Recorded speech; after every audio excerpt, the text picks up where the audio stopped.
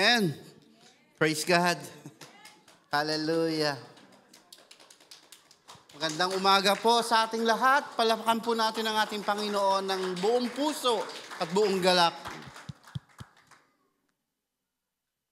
Sabi nga ni Brother Vic, di ba po, sabi niya kanina, God is always preparing a new thing for us every day. So hindi po ako uli kakanta rito. Dito second part ng praise and worship. But I'm here to deliver His word, His message. Nakaka-amaze po talaga, no? Sabi ko noon, gusto ko lang pong kumanta para sa Panginoon. Pero sabi nga ni Big, God is always preparing a new things for us every day. Hindi na po kanta. I will deliver His message. So I will give Him the glory and honor because lagi pong it belongs to Him. So, I just want to thank the Lord for the opportunity to exhort our passage today. Although I am not worthy to be here, I'm so very blessed to be His vessel for today. And by His grace and mercy, may His message penetrate into our hearts because God's heart is for the lost. That's what we should do. Yun yung dapat na lagi magharis din sa puso natin. We should have a heart for the lost. In our introduction, let me read Matthew 28, verse 18 to 28. Then Jesus came to them and said, all authority in heaven and on earth has been given to me. Therefore, go and make disciples of all nations, baptize them in the name of the Father and of the Son and of the Holy Spirit, and teaching them to obey everything I have commanded you. And surely I am with you always to the very end of the age. Church, this passage not explicitly used the word compassion, but the Great Commission implicitly conveys through Jesus' command to go and make disciples of all nations.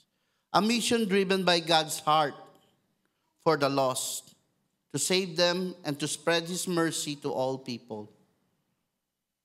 The passage reveals a God who desires to rescue and deliver those who are separated from Him, leading the church to respond with mercy, love, and commitment, and sharing hope of the gospel for those who is spiritual in darkness. In Luke 15, the context of our purpose passage describes Jesus' interaction with the tax collector, the sinner which draws criticism from the Pharisees and scribes. Then Jesus responds with three parables, the lost sheep, and the lost coin, and the lost son, to illustrate God's joy in finding the lost and value in each individual's in God's eye. This connects to the Great Commission. God's mercy is to all people. The passage reveals that God who desires to rescue and deliver those who are separated from Him. These parables highlight God's love and mercy extended to all, even those who are considered outcasts by our religious leaders. So here's the setting po ng ating passage. In verse 1 to 2, the criticism of the Pharisees and scribe. In verse 3 to 7, parable of the lost sheep. And verse 8 to 10, the parable of the lost coin. And the last is verse 32, the parable, 11 to 32, the parable of the lost son.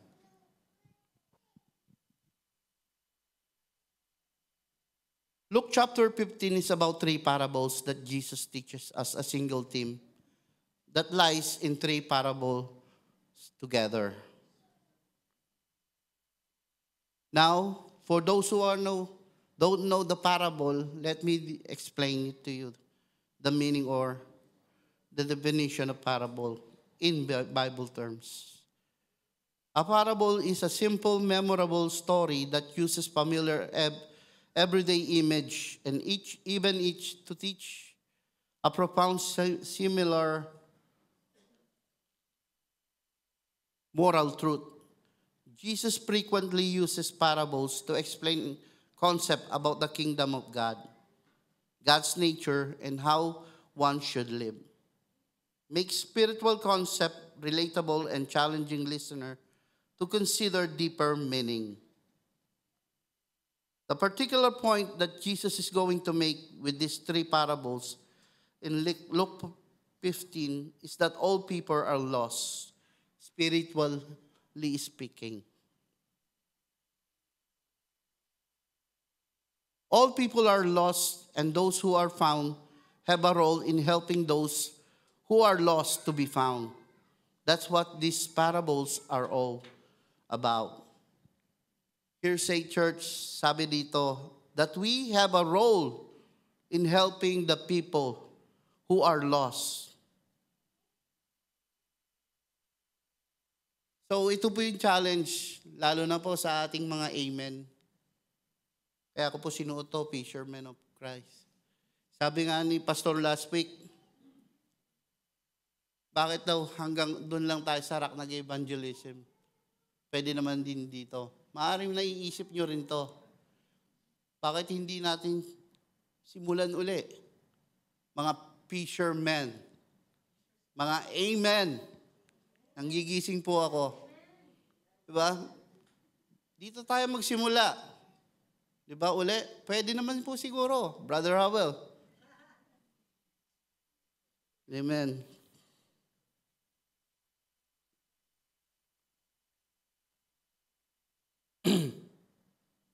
So, the fact is that some people don't know that they're lost. Some know that they're lost, but they don't want to be found. And still others want to be found, but they all feel ashamed and too confused about how to get back. Sabi dito, how do we distinguish a person who is lost? So, these three parables are need to be understood together for us to determine the kind of situation of each people from their estrangement from God or being apart from God. So, para po natin maintindihan, let us proceed to the three parables. First parable is about the lost sheep. And the second parable is about a lost coin. And the third parable is the longest parable and the most familiar of the three parables is in verse 11 and 32, the parable of the lost son, better than known as the prodigal son.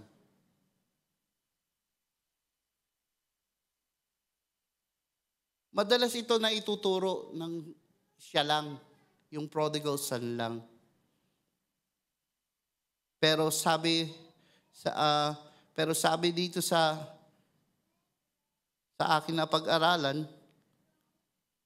ang aking sabi ng Panginoon sa akin mas maganda raw ito laging na ituturo ng kompleto para mas maintindihan daw natin ito. That is why we are going to tackle these three parables together today. But before that, let us pray. Yes, Lord, most gracious, wonderful, magnificent God. Lord, maraming salamat po, Panginoon, sapagkat tunay kang dakila, Panginoon. Lagi mo kaming ina-amaze, Lord God, sa araw-araw, Panginoon. At kami po ay talagang sukdulang nagbibigay ng papuri sa iyo at pasasalamat. Sapagkat sa kabila ng aming pagkakasala, Sa amin, kabila ng aming pagtalikod sa iyo, ay patuloy mo pa rin kaming tinatawag at nais na manahan kami sa iyong piling. Salamat po at sa umagang ito, Lord God, buksan mo ang aming puso, buksan mo ang aming isipan upang maunawaan namin ang iyong mensahe, upang ma-refresh kami sa tunay naming purpose kung bakit mo kami sinagip, Panginoon. To obey you and to spread your word. Thank you, God, in Jesus' name.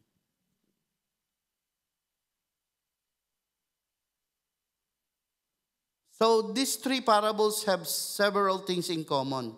Apat nga po kung atin pong makikita. So, ito po yung apat. All represent different types of people. All are lost. The second one. The third is all are worth finding. And the fourth one is all require different methods to reach. Dako tayo sa first. All represent different types of people. So, paano po natin malalaman kung literally it is about a sheep or it's about the coin? But all three are in fact, it's all about people.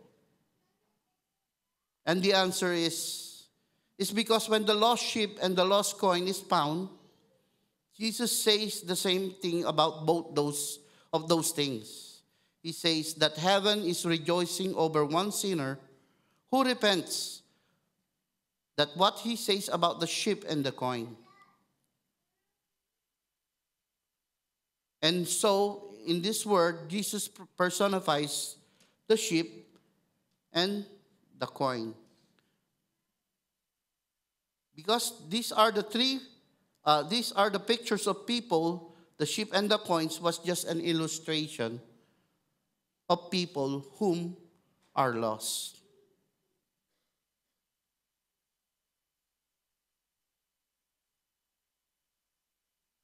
Obviously naman po, di ba, yung third parable is already a personified. So that's all about three persons.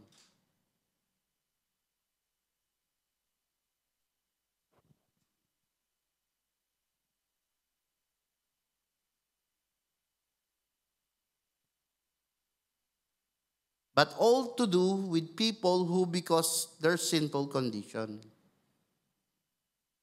Ito daw po ay tungkol sa tatlong tao pero may iba-ibang condition of being apart from God. That will lead us to the second point. Or are lost.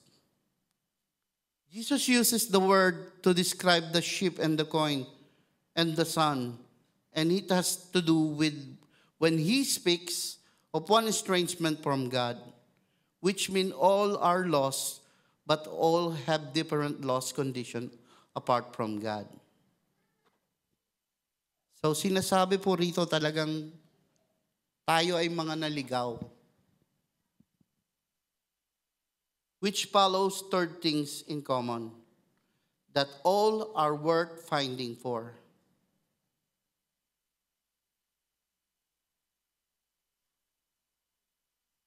That's the point of each story here.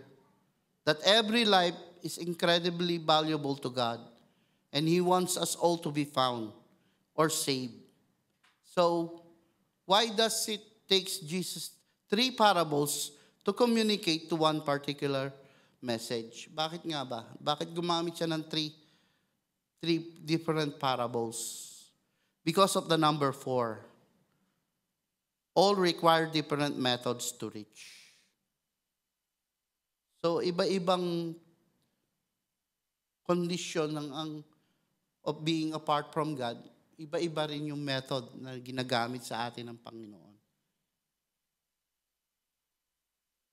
As we make our through to these 3 parables, we will see what Jesus is trying to help us to understand. It is the lost condition of man.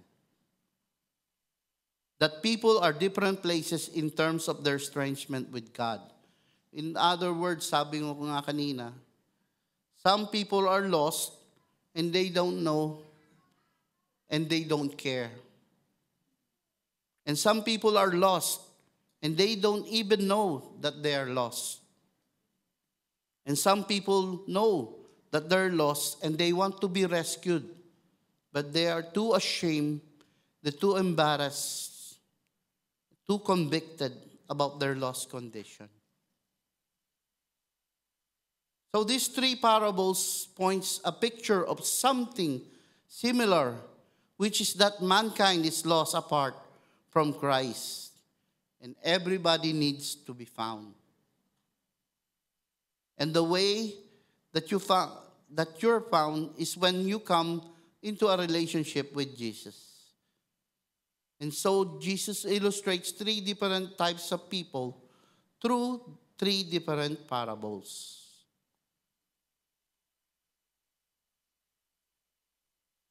Church, I want you to notice that the way that you reach someone who is lost like a sheep is different from the way that you reach someone who was lost like a coin, which is different from the way that you reach someone who was lost like a prodigal son.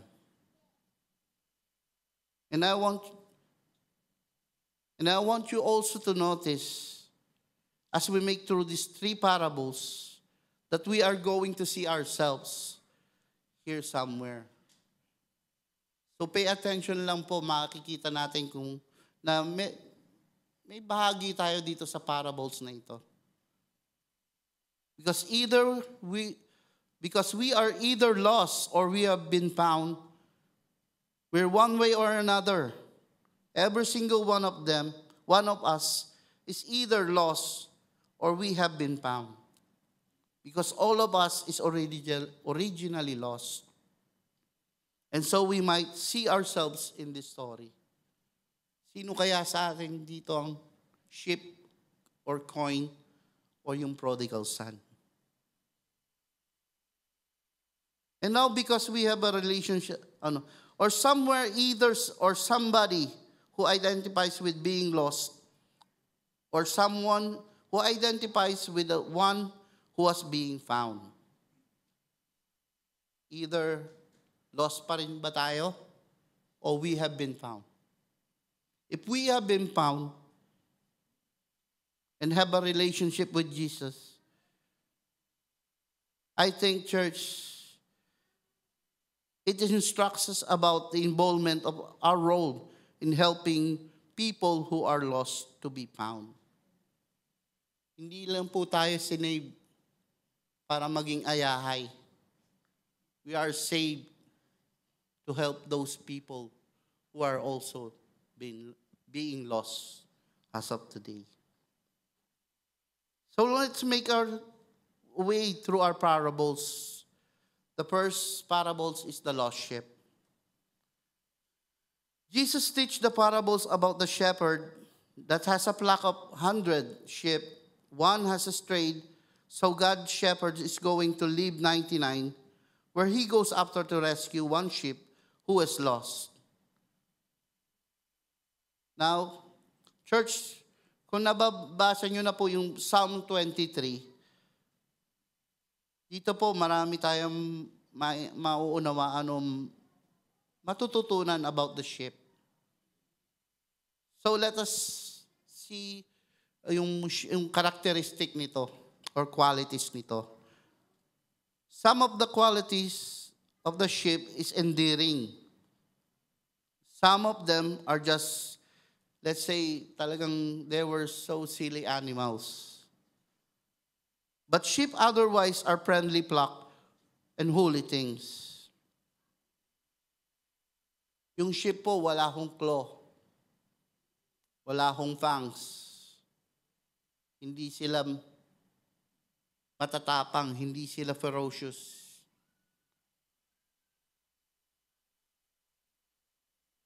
But they are so docile animals, and they can be managed, obedient, and willing to be taught. So in other words, talagang cute ang mga sheep. Masarap silang ikadal kasi, di ba? Mabuhok pero yung amoy lang. Di ba? It reminds us to our cousins. Di ba? Sorry po, Lord, pero di ba? Mari tayo, minsan doon tayo na kasi yung amoy kaya na-intimidate tayo. Pero they're lovable. Sabi nga nila. God loves them. Diba? So imagine po, at sila po yung talagang napakamasunurin lang na hayop. Hindi sila matatapang, hindi sila nananakit. So, for example nga po kung meron po kayong nabalitaan, halimbawa dito po sa Sardia, sa atin, sa Alcasimia, merong isang truck na punong-puno ng tigre. Tumaob. Nakawala yung mga tigre. Ano ang gagawin nyo sa tingin nyo? Lalabas po ba kayo? Diba? Siyempre hindi. Ayaw natin maging tanghalian o hapunan ng tigre. Pero sa kabilang bahagi po, kung isang truck naman ng tupa, lalo na yung mga maliliit yung lamb, tumaob din, nakawala. Ano naman sa tingin yung gagawin nyo? Siguro kahit yung mga maliliit yung anak tatawagin, "Wali kayo, labas tayo, maghanap tayo ng tupa. Picture tayo." Di ba? Kasi napaka-lovable din nilang tignan at parang talaga ang cute-cute nila, di ba? Ang sarap-sarap nilang alagaan.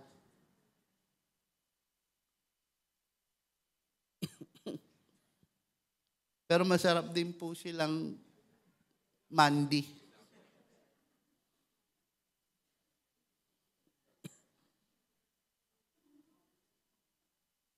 That's just their nature daw po, sabi. They never walk in a straight line. They always looking over their shoulder for predators. They walk in a zigzag configuration, never in a straight line. Always paranoid. Lagi silang pag ganon. Naalala ko po nung dati pa rin po ako, nung basagulero pa. Pag naglalakad ako, hindi mo ako mapapalakad ng straight. Lagi akong tumitingin din. Kasi takot ako maisahan.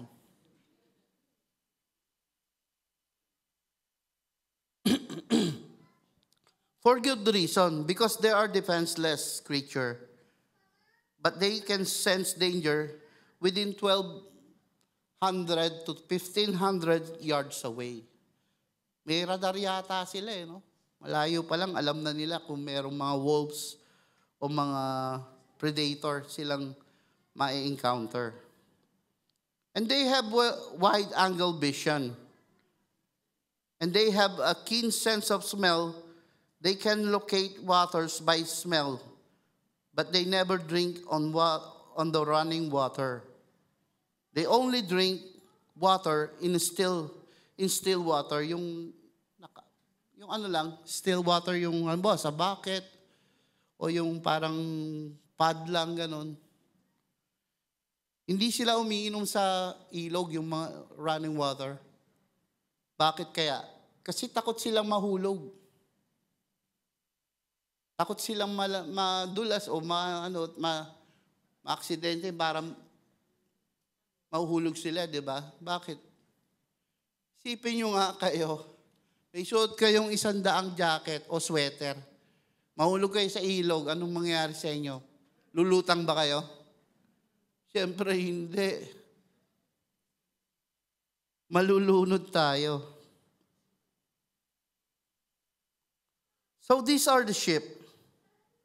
They are funny, cute creatures, but one of their issues is they can be easily stray, and they can be easily lost, and they can find their way home because they don't have a good sense of direction. They can be lost easily when they were astray. Ito pa isang maganda. Sabi, when they realize that they are lost, ito lang po yung kanilang ginagawa. They just lie down and just wait for them to be rescued. And so, Here comes this good shepherd, goes and find his sheep that once lost and bring it back home to the flock.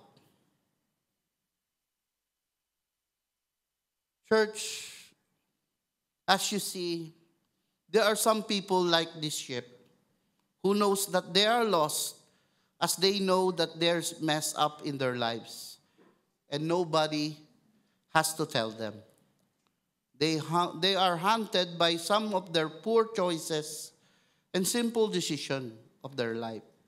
And they can feel terrible about it because they feel convicted enough on their own. And sometimes they get such place of despair and anguish and shame on their sin that they just kind of just lay down in effect of giving up. They know they're lost and they need just somebody to help them, to rescue them like the good shepherd. That's what they need. Someone who find them and give them grace and a loving carry them to the Lord.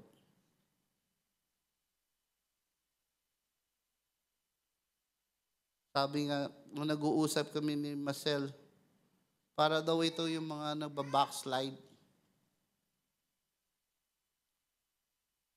So, tayo naka-experience na meron tayong kapatid na nalalayo sa Diyos. Huwag natin silang pabayaan. Inorish natin sila. Maaring sila kaya hindi bumabalik sa church, hindi nagsisimba o hindi umaate ng prayer meeting kasi talagang naano sila yung they feel convicted. Diba? Let us nourish them.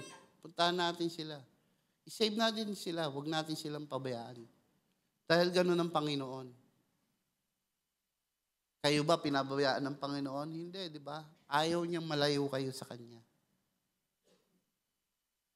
Paul talk about it in 2 Corinthians chapter 2, about restoring a guy who had fallen into immoral sin. But then he repented. He felt ashamed of his sin. Sabi po sa 2 Corinthians chapter 2, 7 to 8, now instead you ought to forgive and comfort him, so that he will not be overwhelmed by excessive sorrow. I urge you, therefore, to reaffirm your love for him. So there are people who are under such conviction about what they've done. They don't need someone to wag their finger. They don't need someone to say, I told you so. They don't need someone to heap condemnation, because they are already under excessive sorrow. They are like a sheep that knows that they are lost. They just need someone who will come out alongside with them and love them enough to help them find Jesus and to know how it feels to be found. The sheep in our lives needs tender, loving care. They need an encouraging word.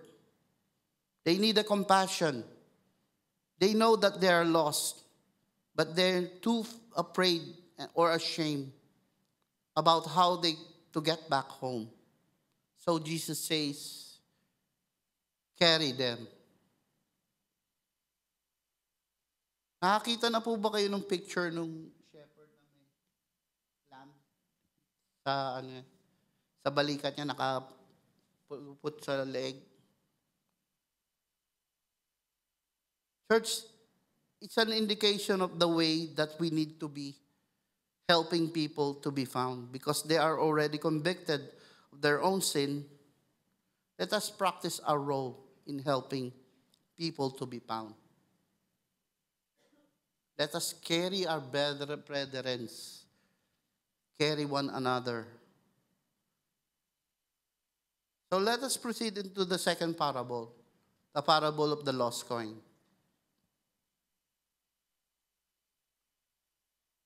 The lost coin, it doesn't know that it is lost.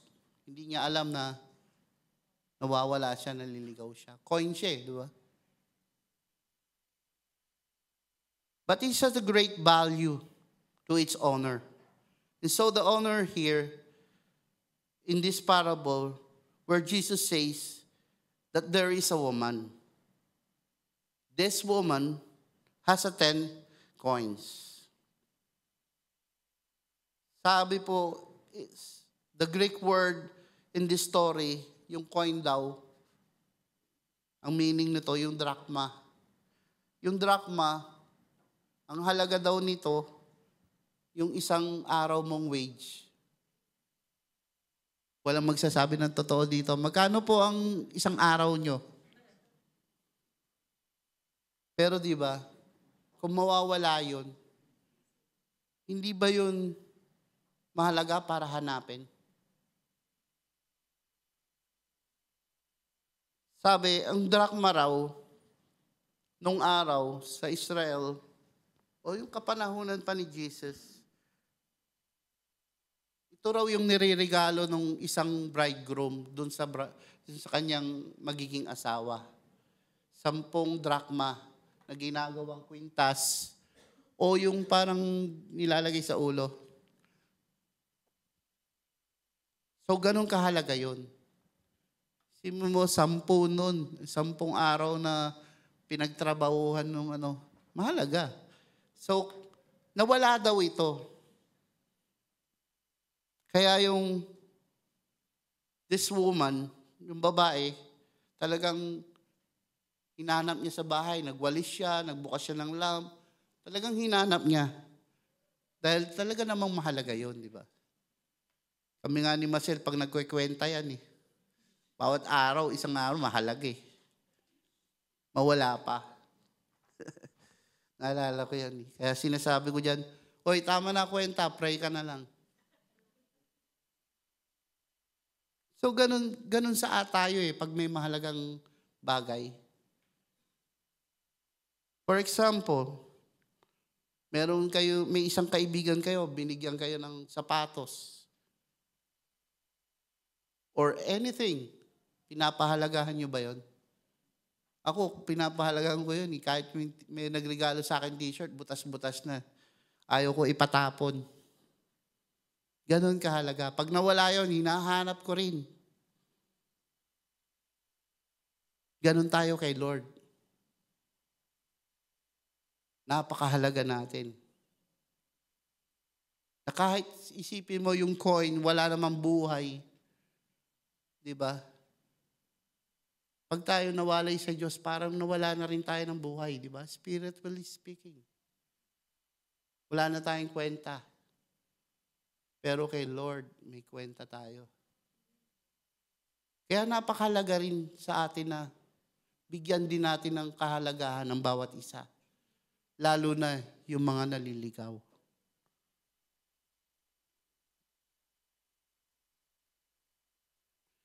Sabi po sa Mark 16 verse 15, this is why Jesus said to us, go into the world and preach the good news to all creation. This is the mandate that we have to do to help people understand how lost they are so that they'll cry out for a Savior. There are coins that don't know that it's lost. There are until they hear about Jesus from you. And when they do, and when they respond, Jesus said, all angels in heaven rejoice over one sinner who repents.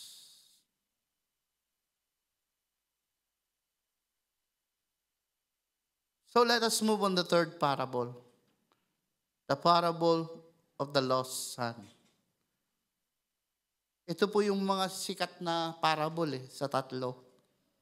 Sabi, the last parable is the most familiar and also the longest of the 3 parables. Kanina nga sabi ni Marcel, babasahin ko lahat. So here are the last parable. The parable of the lost son, yung prodigal son. The prodigal son, he knows he's lost and he doesn't want to be found until crisis hits him. Again, probably this is the most familiar of the three parables, and many of us might have probably heard great teaching of this parable. Marami na tayo natutunan dito sa mga parables na to.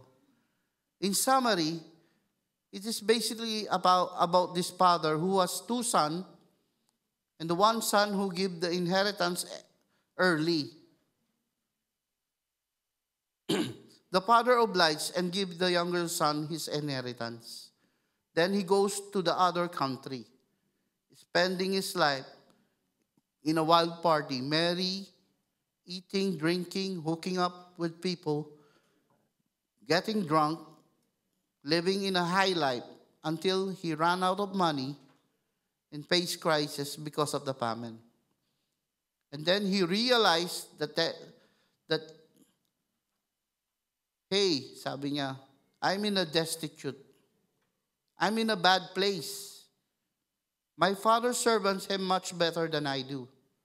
Even he gets a job with somebody where he is and ends up just with the pig.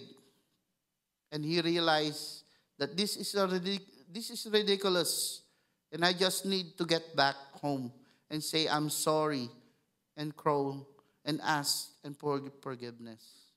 And that's what he does. Then you have this older son who is mad, saying, I have been faithful, I have been serving you, and I haven't left you, Father. I've been the true son, and yet you didn't slaughter a calf for me. I didn't call my friends to have party, and you didn't put a ring on my finger, or even put a little bathrobe on me. These parables taught us to the standpoint that we are all like the prodigal son. That because of our sinful nature, we've been estranged from our Heavenly Father.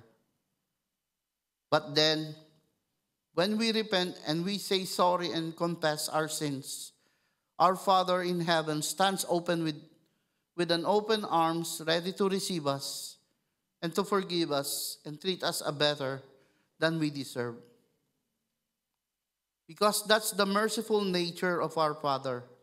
And that's how this parables is taught, and that emphasize it. But there is another tack we're going to take with the parable, because it has everything to do with the context of the two previous parables. And that is often lost, where they're not all three taught together. Because this parables is also a picture of the approach that we are supposed to take with a prodigal person who is different places than the sheep and the coin. Iba-ibang tao, ibang-ibang strategy ng approach. Pero sabi nga ni Pastor, equip na tayo mga taga-Sardia. Marami na tayong seminars, di ba? Marami na tayong mga natutunan na attenan. Natutunan natin yung mga iba't ibang pamamaraan kung paano, how to approach these people.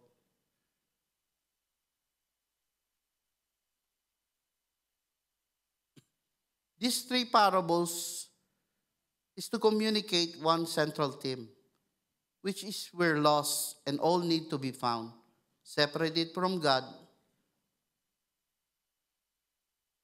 because of our sin. We are lost and need relationship with Jesus. Sabi dito, for those who have a prodigal or daughter, or even a friend who was wandered from the Lord, meron ba sa atin dito nun? Kung meron man, siguro masakit sa kalooban natin yun, di ba? Yung makakita tayo o malaman natin na meron tayong isang kaibigan o kahit mga anak na katulad ng prodigal son. Ano sa tingin nyo gagawin nyo, di ba?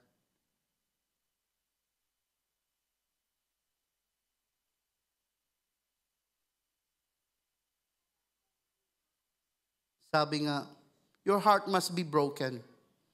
Broken over that person that has a value to your heart. So you're trying to know how to help this prodigal to get back to the Lord. Tanong nyo, what's my role? And what am I supposed to do? Anong gagawin ko? Kung gagawin, if I do much to them, I'm going to enable them. And if I do little to them, I'm going to be unloving to them. So what should I do? Anong gagawin ko? Anong gagawin natin? Church, what I find interesting about these three parables that almost no one talk about, that is different from the two parables. First, the shepherd went after the sheep. The woman went after the coin. But no one go after the prodigal son.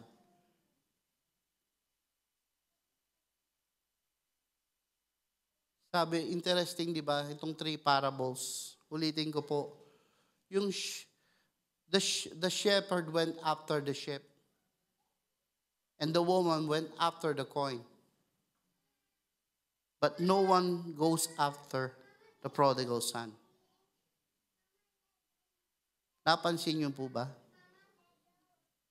Sabi, in this third parable, nobody is going after to this child. The dad stays home, waits for his child. No doubt, nagpe-pray ito. Praying for his child to come to his senses, but doesn't go after his child. Why?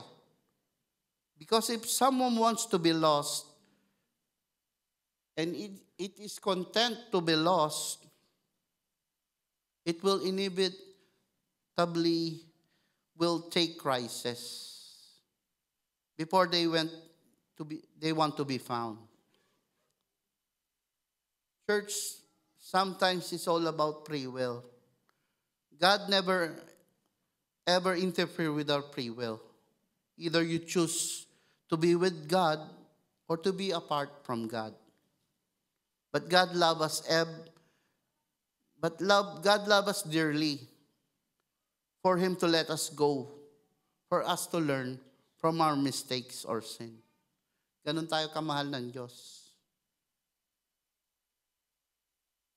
But we all know that when we are estranged from God, our lives will be sure in chaos. Surely crisis will hit us and our hearts ache when someone important to us is being a prodigal. And there is nothing we can do about it. Pero napansin niyo ba yung sinabi ko kanina? Anong ginawa ho nung father? Hindi niya hinanap, hindi siya sumunod sa anak niya. He only pray and wait. We do nothing but pray and wait for God, for God's intervene. Trusting Him because He is the God of order. He controls all things. Yes, He never interferes with our free will, but we all know that God allows things to teach us para matuto tayo. Para malaman talaga natin ang kahalagahan ng Panginoon sa ating buhay. To show that He loves us and He will never forsake us nor leave us. His mercy and grace is bigger than our sins. And all we have to do is to acknowledge our sins and repent. Church, sometimes, in effort to try to do the loving thing sa ating mga mahal sa buhay, we're actually interfere with God is trying to do with their lives. Church, sometimes we just have to give them over to God and say in prayer, sabi po, Lord, teach this prodigal person when he reach crisis. Let him know that you are always with him, even in the wilderness. Show your light to this blinded person, blinded of the offers of this world, blinded of pain, wealth, and power, and fleshly thing. Don't let this person be astray, Lord, but show him that you are a God, the God of hope, the God of love, and the God of forgiveness, and the God of peace. Make him that your grace and mercy is bigger than his sin, so that you may be glorified and honored for the repentance of their sin. Again, the sheep we go after, the coin we go after. But for the prodigal son, we pray, trust, and wait for the Lord. Let God do his work into their hearts. Church,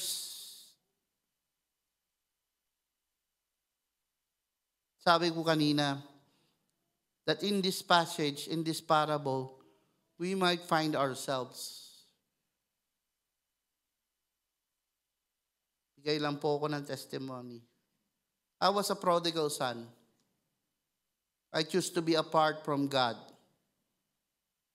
Yes po, talagang I live a life that's full of colors of sins. Never want to be saved. Noon, pag nagchat-chat kami ni Marcel, nasa Pinas pa ako, kilala ko yan, alam ko yan, si Jesus. I don't want to be saved.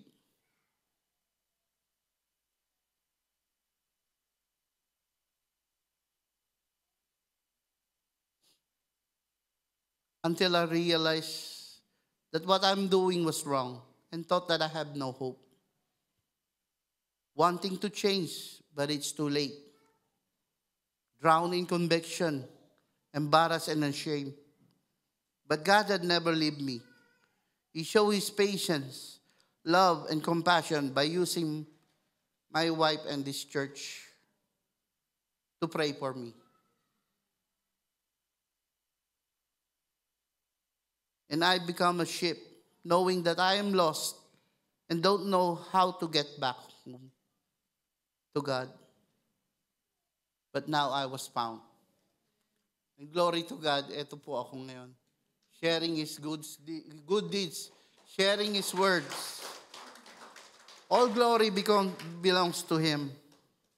He has saved me by giving his only begotten Son, Jesus Christ, who died in the cross, buried and rose again. He is my God and my Savior. And that's the reason I am here. Maybe we are here today and recognize our lost condition. Sana po sa message na ito, nakita rin natin yung ating pagkaligaw. For others, you know that by the grace of God, you've been found. But because he's done that for you, he wants you also to help those who are lost for them to be found.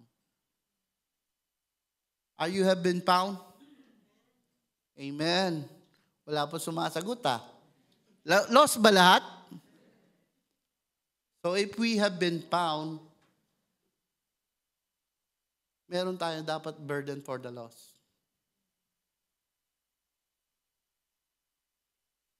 Hindi ko alam kung bakit lagi ito yung inuuna sa akin ni God. Noon sa Mobi 101, napunta ako sa the third, yung about the mission. And this is also a mission. We have a mission.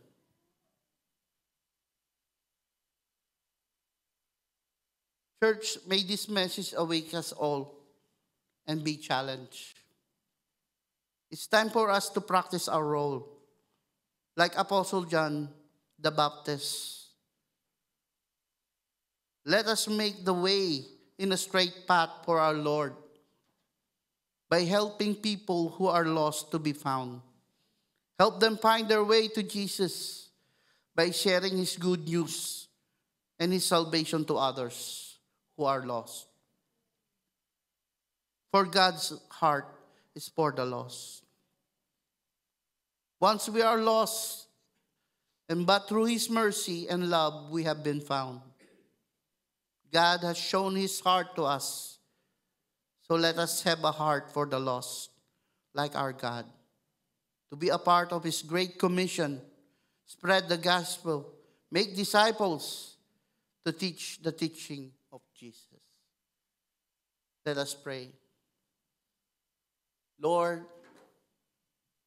thank you for your message, Lord God. Thank you for reminding us again that once we are lost, but now was found.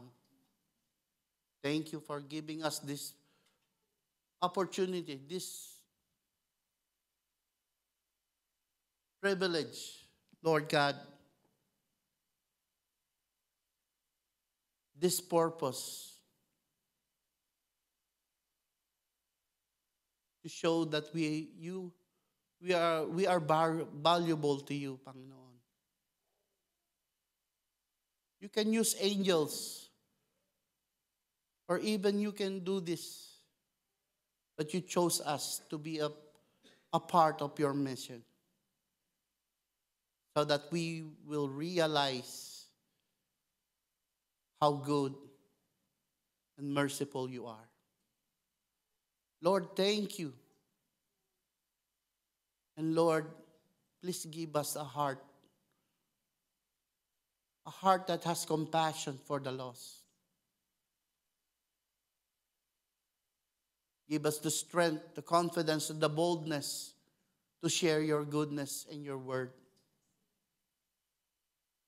And may you be glorified and honored sa amin pong mga nagawa.